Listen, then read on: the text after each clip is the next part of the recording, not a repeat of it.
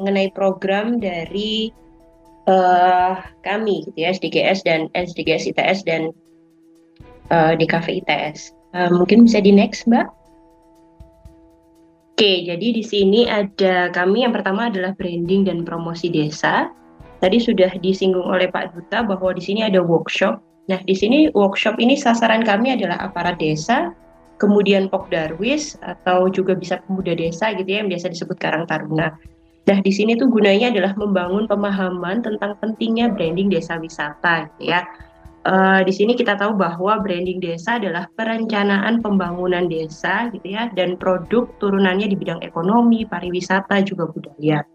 Nah, goalnya nanti mereka akan bisa memasarkan, mempromosikan potensi desa yang ada gitu ya, yang potensi desa mereka untuk kemudian menjadi wisatawan untuk berkunjung, kemudian dapat meningkatkan kesejahteraan ekonomi masyarakat desa khususnya dalam menjalankan program SDGs desa. Nah, di sini topiknya ada yang pertama adalah branding dan promosi desa, kemudian ada juga fotografi dan videografi promosi desa, ya, dan yang terakhir adalah desain grafis. Nah, di situ tadi sudah saya sebutkan outputnya adalah terbangunnya pemahaman mengenai pentingnya branding desa. Nah, di sini yang kedua adalah jasa, gitu ya. Sasaran kami adalah desa-desa wisata yang ada di Jawa Timur gitu. Di sini tercatat ada 479 desa gitu ya.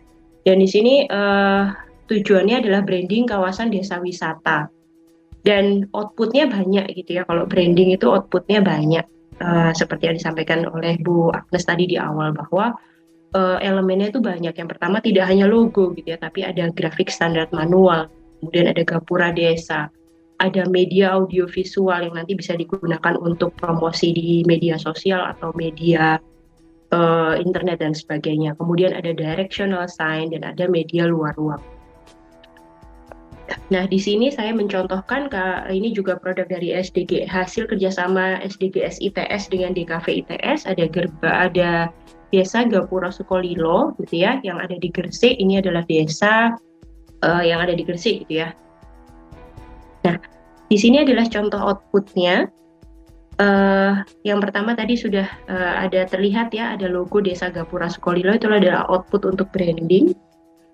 Di sini tuh logo itu sangat penting gitu ya, karena disusun berdasarkan brand value dari sebuah desa. Kemudian logo itu dibuat agar dapat mempresentasikan budaya, sejarah gitu ya, yang lekat dengan kehidupan masyarakat desa. Jadinya membangun sebuah logo, mendevelop sebuah logo itu juga sangat harus dikaitkan dengan visi misi desa gitu ya, sejarah desa, perkembangannya seperti apa dan lain sebagainya.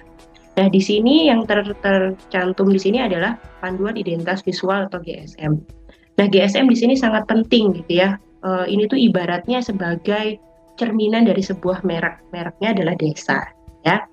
Nah, di dalamnya di sini tuh terdapat visi misi desa, kemudian nilai ya yang dimiliki oleh merek, yakni desa itu tadi. Kemudian berisikan tentang aturan logo, berisikan tentang pemilihan jenis font, kemudian layout, pattern, dan segala elemen yang digunakan oleh sebuah brand. Gitu ya. Jadi gunanya GSM ini adalah membangun identitas visual yang kuat. Selain itu, gitu ya, guideline ini GSM ini tuh sebagai panduan gitu ya, dasar agar tidak keluar jalur gitu ya, dan tetap konsisten gitu penggunaannya. Nah, di sini yang paling utama juga adalah kami membuat sebuah gerbang gitu ya, karena memang jika ingin lebih dikenal, gerbang ini juga penting gitu ya, karena desa Gapura Sukolilo ini uh, orang itu taunya hanya apa namanya tempat di mana makam Sunan Maulana Malik Ibrahim gitu ya, tapi nggak tahu desanya itu di mana Maulana Malik Ibrahim ini di mana, padahal ini adalah di desa Gapura Sukolilo. Orang menyebutnya hanya makam Sunan Maulana Malik Ibrahim, tapi desanya nggak terkenal seperti yang sudah disampaikan oleh Pak Duta tadi ya di awal, bahwa brandnya ini kurang kuat gitu ya, padahal desanya ini sangat banyak potensinya. Itu jadi di sini nih Gapura itu sebagai tanda batas desa gitu ya, sebagai wujud ungkapan selamat datang, mewakili keramahan gitu ya, rasa hormat desa terhadap yang datang gitu ya, ini wisatawan. Jadi kami rasa gerbang ini juga sangat penting gitu bagi sebuah program branding untuk desa terutama. Jadi ini adalah science system gitu ya, bahwa di sebuah desa wisata, science system itu sangat dibutuhkan gitu ya, jika mau membranding sebuah desa wisata. Jadi kadang pengunjung itu kesulitan gitu ya mencari di mana apa namanya letak toilet misalkan tuh simple ya, letak toilet di mana, parkir di mana, dan itu yang memang belum ada di Desa Gapura Sukolilo ya. Jadi tempatnya masih random. Nah, ini yang kemudian kami formulasikan di sini. Science system itu berfungsi sebagai tanda yang dirancang untuk memberikan informasi berupa identifikasi gitu ya, directional, kemudian larangan ataupun himbauan kepada pengunjung untuk mengatur lokasi gitu ya agar lebih jelas dan terlihat terutama. Nah, di situ juga ada terlihat ada letak makam gitu ya, karena di sana ada beberapa gitu ya, ada makam Pusponegoro satu, kemudian letak pasar masyarakat di mana gitu ya, taman makam di mana. Jadi ini membuat lebih jelas gitu ya. Ini namanya uh, apa namanya science system gitu. Nah, di sini science system ada dua gitu ya, ada directional sign dan ada identificational sign. Nah, kalau identificational sign di sini tuh berisi tentang pengenal gitu ya, berupa identitas suatu ruang atau tempat. Nah, kalau yang directional signs itu berisi informasi penunjuk arah, ya mungkin bisa dilihat di next slide. Kemudian ini juga ada banner.